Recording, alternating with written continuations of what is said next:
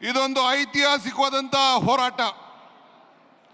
ರಾಹುಲ್ ಗಾಂಧಿ ಅವರು ಈ ದೇಶದ ಸಂವಿಧಾನವನ್ನು ರಕ್ಷಣೆ ಮಾಡಲಿಕ್ಕೆ, ನಮ್ಮ ಮತ ನಮ್ಮ ಹಕ್ಕು, ನಮ್ಮ ಸಂವಿಧಾನ ಅದರ ರಕ್ಷಣೆ, ಇದನ್ನೆಲ್ಲ ಗಮನದಲ್ಲಿಟ್ಕೊಂಡು ಅವರು ಸಂವಿಧಾನದ ಹೆಸರಿನಲ್ಲಿ ಪ್ರಮಾಣ ವಚನವನ್ನು ಪ್ರಾರಂಭವನ್ನು ಮಾಡಿ ಈ ದೇಶಕ್ಕೆ ಒಂದು ದೊಡ್ಡ ಸಂದೇಶವನ್ನು ಕಳಿಸ್ಕೊಟ್ಟಿದ್ದಾರೆ.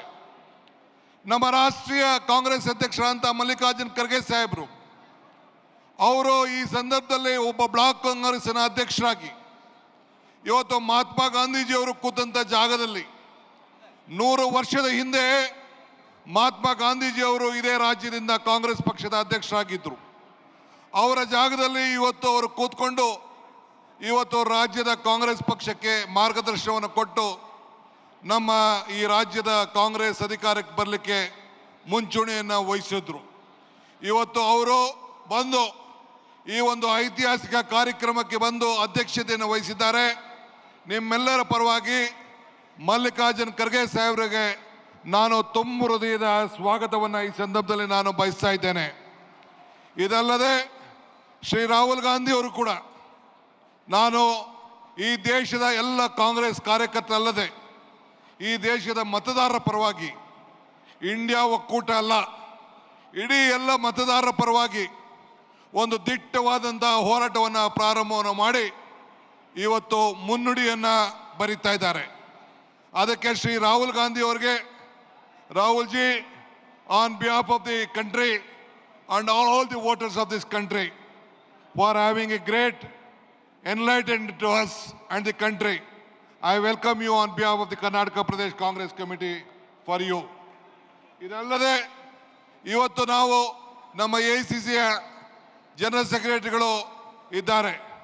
ನಮ್ಮ ವೇಣುಗೋಪಾಲ್ ರವರು, ನಮ್ಮ ರಾಜ್ಯವನ್ನು ಅರ್ಥಂತವರು, ಅವರು ಕೂಡ ಬಂದಿದ್ದಾರೆ. I welcome Shri Venugopal for this great event. Apart from that, ಇವತ್ತು ನಮ್ಮ ರಾಜ್ಯದ ಮುಖ್ಯಮಂತ್ರಿಗಳಂತ ಸಿದ್ದರಾಮಯ್ಯ ಸಾಹೇಬರು ಅವರು ಕೂಡ ಬಂದು ತಮ್ಮನ್ನು ಉದ್ದೇಶಿಸಿ ಈ ಒಂದು ಮತದಲ್ಲಿ ಆಗಿರೋಂಥ ಅವ್ಯವಹಾರದ ಬಗ್ಗೆ ತಮ್ಮ ಹತ್ರ ಅನೇಕ ವಿಚಾರಗಳನ್ನು ಹಂಚಿಕೊಂಡಿದ್ದಾರೆ. ಅವರು ಕೂಡ ನಾನು ಈ ಸಂದರ್ಭದಲ್ಲಿ ನಾನು ಸ್ವಾಗತವನ್ನು ನಾನು ಬಯಸ್ತಾ ಇದ್ದೇನೆ. ಇದಲ್ಲದೆ ನಮ್ಮ ಸುರ್ಜಿವಾಲಾ ಸಾಹೇಬರು ಅವ್ರಿಗೂ ಕೂಡ ಈ ಸಂದರ್ಭದಲ್ಲಿ ಬೆಳಗ್ಗೆ ಸಾಯಂಕಾಲ ಈ ರಾಜ್ಯದಲ್ಲಿ ಅಧಿಕಾರ ಬರಲು, Surjewala ji, you have fought with us last 4 years. You have been helping us to bring the party to come up power. So I welcome you on behalf of the Karnataka Pradesh Congress Committee, sir. I welcome all the Congress party leaders who are on the dais and all of them for again participating.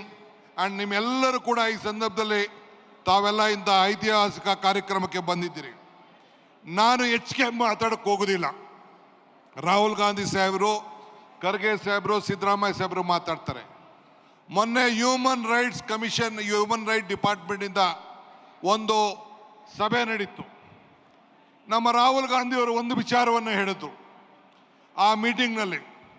ಅವ್ರು ಏನು ಹೇಳಿದ್ರು ಅಂತ ಅಂದರೆ, ಈ ಸಂವಿಧಾನವನ್ನು ರಕ್ಷಣೆ ಮಾಡಬೇಕು, ಮತಗಳನ್ನು ಉಳಿಸಬೇಕು.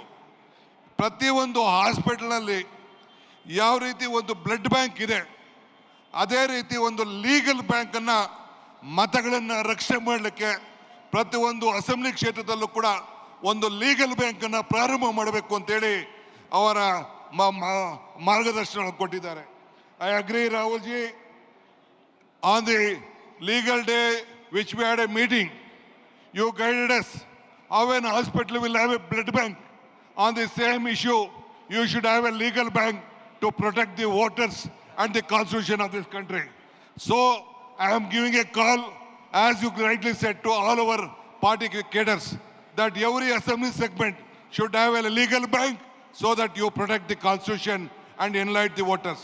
ಆದ್ರಿಂದ ಇದನ್ನ ಮಿಕ್ಕಿದ ವಿಚಾರಗಳನ್ನು ಅನೇಕ ಸಂದರ್ಭದಲ್ಲಿ ನಾನು ಹಂಚ್ಕೊಳ್ತಾ ಇರ್ತೇನೆ. ನಾನು ಜಾಸ್ತಿ ಮಾತಾಡಕ್ಕೆ ಹೋಗೋದಿಲ್ಲ. ಈಗ ನಮ್ಮ ರಾಜ್ಯದ ಮುಖ್ಯಮಂತ್ರಿಗಳು ಮಾತಾಡ್ತಾರೆ. ರಾಹುಲ್ ಜಿ ಒಂದು ಈಗ ತಮ್ಮನ್ನು ಉದ್ದೇಶಿಸಿ ನಮ್ಮ ರಾಜ್ಯದ ಗೌರವಾನ್ವಿತ ನಮ್ಮ ರಾಷ್ಟ್ರದ ನಾಯಕರಾದಂಥ ಶ್ರೀ ರಾಹುಲ್ ಗಾಂಧಿ ಅವರು ಮಾತಾಡ್ತಾರೆ. ಅದಾದ ಮೇಲೆ ಬೇರೆ ನಾಯಕರುಗಳು ಮಾತಾಡ್ತಾರೆ, ತಾವೆಲ್ಲ ಕೇಳಬೇಕು ಅಂತೇಳಿ ನಾನು ಪ್ರಾರ್ಥನೆ ಮಾಡ್ತಾ ಇದ್ದೀನಿ.